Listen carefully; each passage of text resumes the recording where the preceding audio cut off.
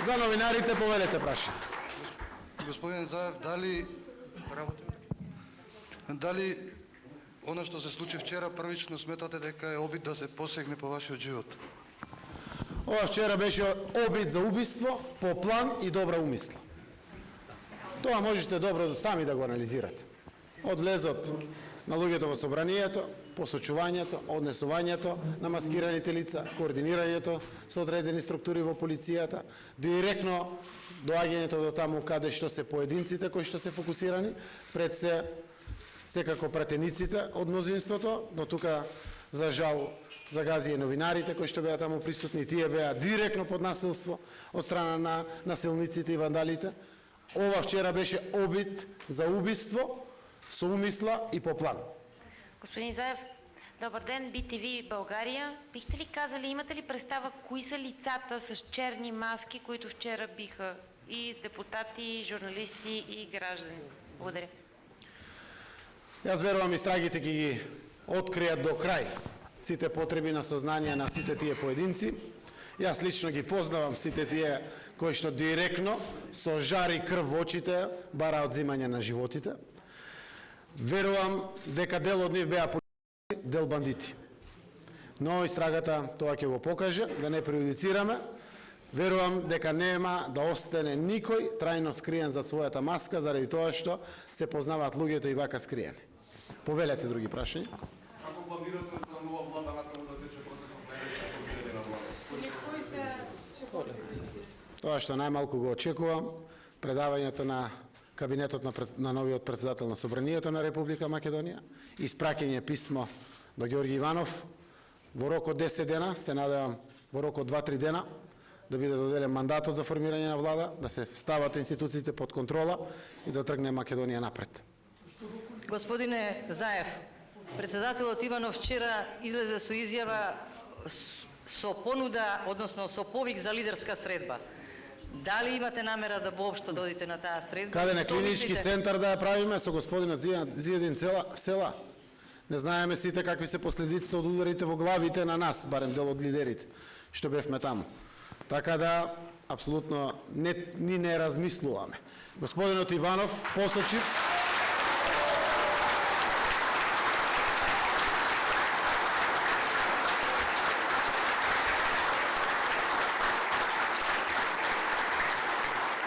Ѓорги Иванов Посечив е еден од директните виновници за тоа што се случи во Македонија и не дај Боже никогаш повторно да се повтори. Тој е дел од кризата и тој не може да биде никако решение од кризата.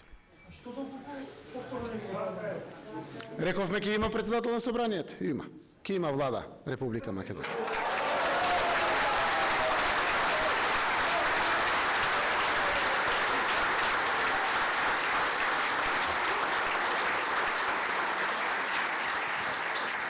Повелете други прашања.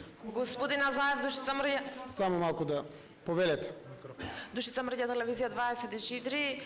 Кога може да се очекува Талат Џафери да превземе и практично председателската функција? Дали очекувате проблеми со излегувањето во службен весник, бидејќи денеска бевме сведоци дека поранишниот председавач на Собранието Трајко Велјановски прати соопштение за она што се случува во Собранието?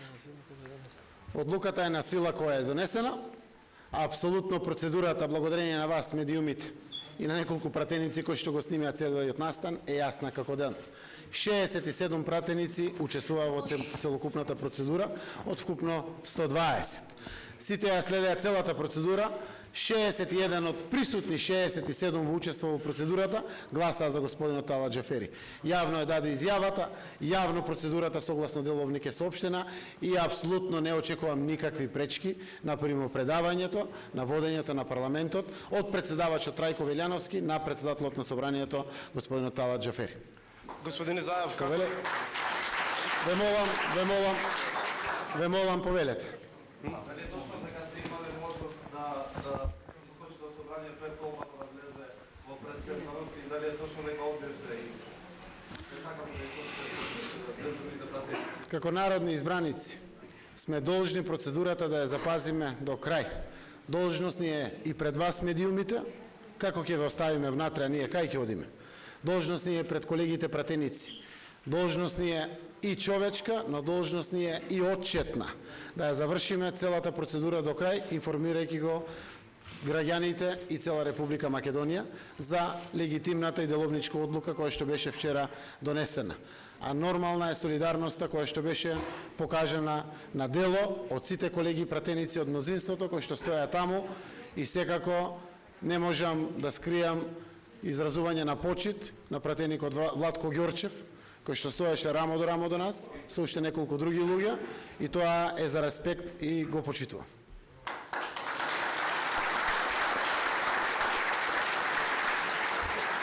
Повелете. Како ја коментирате политичко влијание врз припадници на полицијата вчера? Не ве слушнав, извинете уште еднаш ако може. Како ја коментирате политичкото влијание врз полицајците вчера, неодговорноста на Митко Чавков и најавената оставка на министерот за внатрешни работи Аги Мнуил? Ова вчера беше само на дело, атак врз уставниот поредок, рушење на се што е устав и закон во ова наша земја. Секако, она што го објави министерот Нухио е јасно како бел ден. Кажува се, вишок е секој мој коментар. Очекувам веднаш и одма оставка од Митко Чавков. И нека бега подалеку. Срамот.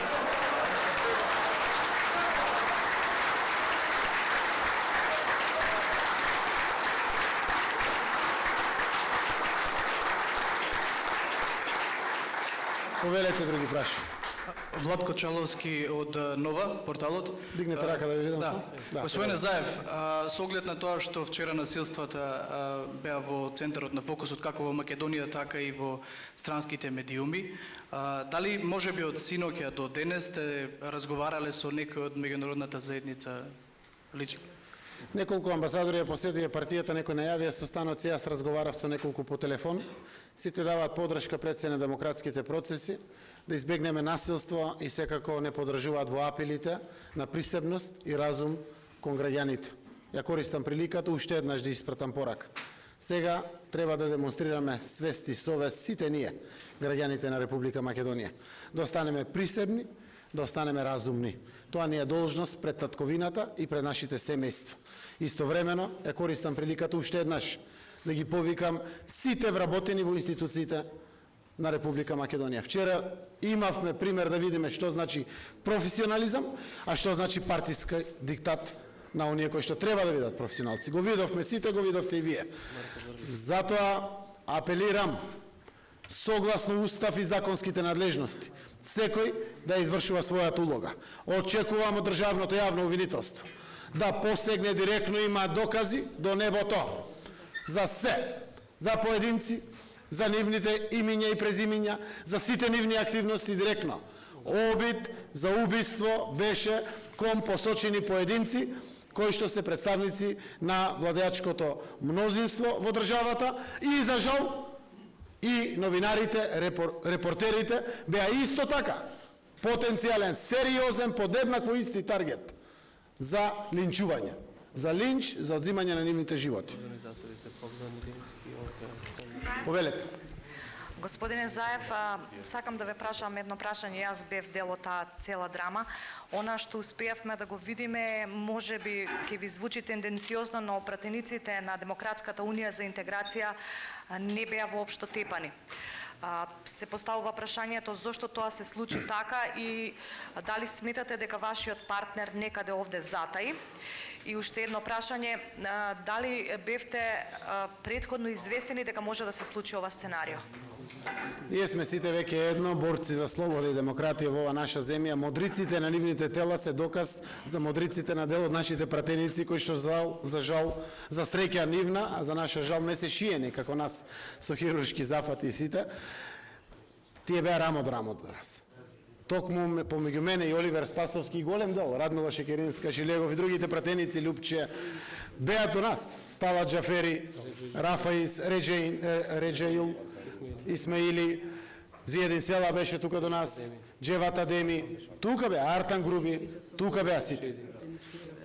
Останатиот дел од пратеничките беа со нашите пратеници. Нечесно е да кажеме заради тоа што немат Може би некои има, јас не знам, што не се шиени или немат хируршки зафати. Тие беа таргет, директно, напаѓани, ударани, исто како нас.